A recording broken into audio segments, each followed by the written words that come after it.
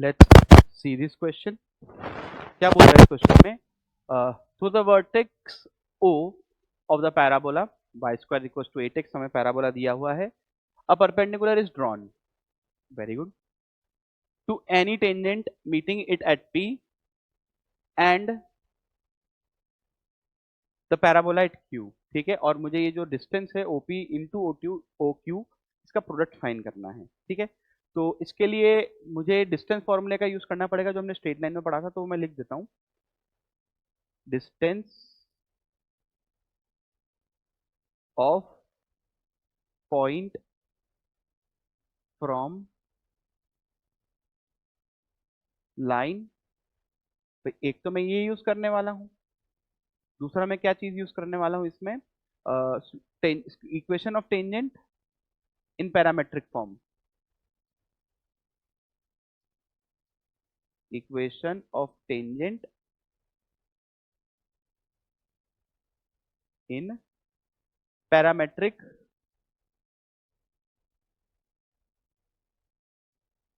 Form. ठीक, चलिए तो अब मैं क्या करने वाला हूं ना,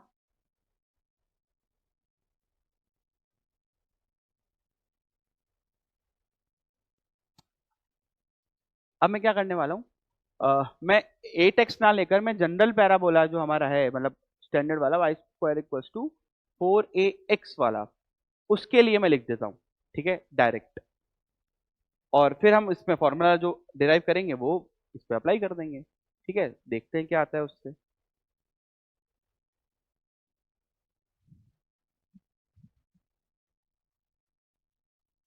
चलिए, तो पैराबोला बना लेता हूं मैं सबसे पहले। डायग्राम से समझने की कोशिश करते हैं कि चल क्या रहा है यहाँ पे। ये हमारा पैराबोला है, जैसा मैंने बोला कि मैं स्टैंडर्ड वाले के लिए अभी जाना चाह रहा हूँ। Y square is equals to 2a 4ax, 4ax वाले के लिए मैं जाना चाह रहा हूँ। अब यहाँ पे मैंने कोई एक टेंजेंट बनाई होगी, फिर इसका जो कहानी है वो ऐसे चल रही है कि भाई इसका जो वर्टेक्स है वो O है, मैंने यहाँ से एक परपेंडिकुलर डाला P, और वापिस से उसने पैराबोला को जाके कहाँ पे काट दिया, Q पे, और OP इंटू OQ मुझे बनाना है, तो ये मैंने बना के रख दिया। और मैं जनरल के लिए जा रहा हूँ, मतलब general in the sense standard वाला पैराबोला ही है, पर फॉर्मूला निकाल रहा हूँ मैं 4ax वाले के लिए। फिर यहाँ पर क्योंकि इस क्वेश्चन में मुझे, अगर मैं ध्यान से देखूं तो 8x दिया हुआ है, यानी कि a का वैल्यू 2 दिया हुआ है, तो फॉर्मूला निकाल के a का वैल्यू मैं पुट कर दूंगा डायरेक्ट। ठीक है, ताकि इन फ्यूचर कभी ऐसा क्वेश्चन आए तो आप यहाँ पे जो हम मेहनत कर रहे हैं उस मेहनत का हम फायदा उठाएं। ठीक है, चलिए, तो सबसे पहले मैं किसी पॉइंट t पर, पैरामेट्रिक पॉइंट t पर टेंजेंट का इक्वेशन लिखता हूं। तो क्या हो जाएगा equation of tangent, equation of tangent, equation of tangent हो जाएगा आपका T Y is equals to X plus A T square. Fine. अब अगर मैं ध्यान से देखूं तो ये इस लाइन का इक्वेशन आ गया। क्या मैं ओरिजिन से इस लाइन के बीच का डिस्टेंस निकाल सकता हूँ, ओपी डिस्टेंस? बिल्कुल। चलिए ओपी डिस्टेंस निकालते हैं। तो ओपी डिस्टेंस निकालने के लिए मुझे कुछ भी नहीं करना है, इस पॉइंट को लाइन में पुट कर देना है। तो जीरो यहाँ पे गया, तो सीधा सीधा ये बच जाएगा, तो ए टी स्क्वायर, और अपॉन में आ जाएगा अंडर रूट ऑफ इसका स्क्वायर 1 प्लस टी स्क्वायर आ जाएगा। तो ओपी डिस्टेंस हम लोग निकाल चुके हैं, जो कि क्या आ जाएगा, A T square upon under root of 1 plus T square, आप देख सकते हैं। ठीक, अब मैं क्या कर रहा हूं, समझना, इस लाइन का जो स्लोप है, समझना इस चीज को, स्लोप कितना है भाई, इतनी को नीचे भेजूंगा तो 1/t है, यानी कि इसके परपेंडिकुलर लाइन का स्लोप कितना हो जाएगा, -t।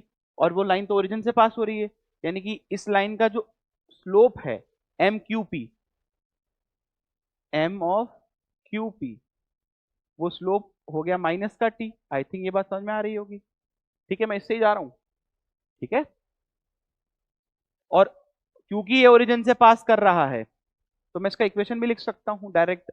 तो इक्वेशन ऑफ क्यूपी क्या आ जाएगा, इक्वेशन ऑफ क्यूपी क्या आ जाएगा, y is equals to minus of t x. ठीक है, y is equals to minus of t x. तो अब अगर मुझे ये पॉइंट पता चल चुका है, तो मतलब मुझे ये लाइन की इक्वेशन पता है, तो अगर मैं इसको पैराबोला के साथ सॉल्व कर लूंगा, मतलब y का वैल्यू मैं यहाँ पे पुट कर दूं तो मुझे ये क्यू पॉइंट मिल जाएगा। चलिए सॉल्व कर लेते हैं। तो जैसे ही मैं इसको इसमें पुट करता हूँ तो y का क्या वैल्यू है, माइनस का टी एक्स था, तो माइनस का टी एक्स यानी कि T square x square minus 4ax, ठीक, इज इक्वल टू 0। तो एक एक्स तो कॉमन निकाल दिया मैंने, अंदर आ गया T square x minus 4a बराबर 0। तो एक तो एक्स इक्वल टू 0 आ जाएगा, ऑब्वियसली ओरिजिन तो है ही, दिख ही रहा है हमको, उससे मुझे कोई मतलब है नहीं, वो तो मतलब नहीं सॉल्व करना चाह रहे हैं, तो दूसरा वाला पॉइंट ढूंढना चाह रहे हैं। और दूसरा क्या आ जाएगा, 4a/t²। हाँ, तो ये पॉइंट इंटरेस्ट है मेरे को इस पॉइंट में, ठीक है, तो ये वाला पॉइंट मैं ले लेता हूँ, फाइन। चलिए, तो अगर x का वैल्यू ये है, इस x को पुट करके वापस से मैं y का वैल्यू भी निकाल सकता हूँ क्लियरली। तो y का वैल्यू क्या आ जाएगा भाई, देखो नीचे वाला तरफ है ना, इस तरफ है ना y का वैल्यू। चलिए यहाँ पे स्ट्रेट लाइन में रखना, जल्दी आंसर आ जाएगा। तो क्या आया y का वैल्यू, तो फाइनली जो क्यू पॉइंट के कोऑर्डिनेट्स है वो मेरे पास आ जाएंगे क्या, 4a/t² comma minus of 4a/t। देख लीजिए, इसको इसमें पुट किया मैंने इस वाली इक्वेशन में, ठीक है, तो इस वाली इक्वेशन में पुट करते मेरे पास ये आंसर आ जाएगा, ठीक है। तो अब मैं क्या कर रहा हूँ, ओ क्यू डिस्टेंस निकाल लेता हूँ। भाई ओपी डिस्टेंस में निकाल चुका हूँ, ओ क्यू निकाल लेता हूँ। तो ओ क्यू क्या आ जाएगा, अंडर रूट ऑफ इसका स्क्वायर यानी कि 16a² / t4 plus 16a² / t²। तो इसको सॉल्व वॉल्व कर लेंगे अपन। तो ओ क्यू का आंसर जो है वो आ जाएगा, आई थिंक 4 है, तो सीधा सीधा कॉमन दिख रहा है मेरे को अंदर से, ठीक है।